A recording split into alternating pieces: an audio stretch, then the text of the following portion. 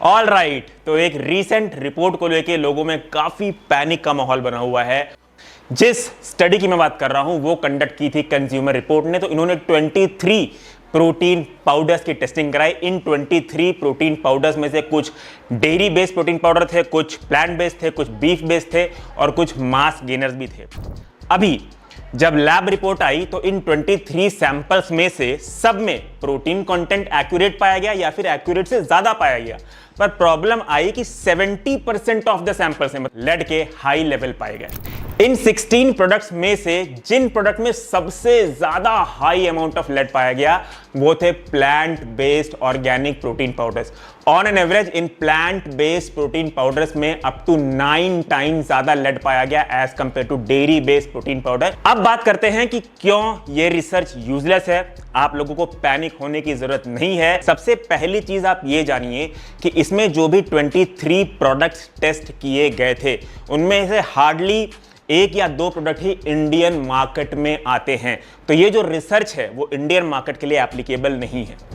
Point number 2, consumer report ने इस study में जो लेड के लेवल का रेफरेंस लिया है वो लिया है कैलिफोर्निया प्रोपोजिशन 65 का। कैलिफोर्निया प्रोपोजिशन 65 के अकॉर्डिंग जो लेड का थ्रेशहोल्ड है पर डे का वो है 0.5 mcg पर डे। आप सप्लीमेंट छोड़िए, कोई भी फूड जो आप normal day to day life में खाते हैं अगर उसकी भी टेस्टिंग कराएंगे और कैलिफोर्निया प्रोपोजिशन 65 के लेड के थ्रेशहोल्ड के हिसाब से अपनी स्टडी करेंगे तो वो नॉर्मल फूड के लिए भी 70% से ज्यादा सैंपल लेड में फेल हो जाएंगे। आप लोगों को मेरे स्क्रीन पे एक इमेज दिख रही होगी जिसमें कैलिफोर्निया प्रोपोजिशन 65 के लेड की पर डे की लिमिट कितनी है वो दिख रही होगी।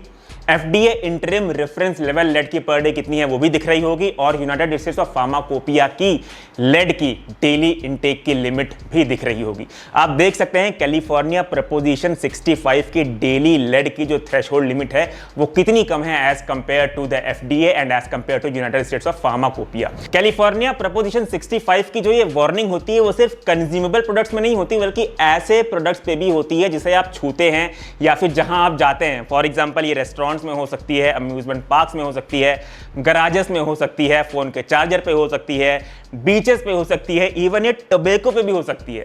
तो ये जो कैलिफोर्निया प्रोपोजिशन 65 के स्टैंडर्ड्स है ना ये क्रिएट किए गए हैं जस्ट टू गेन अट्रैक्शन।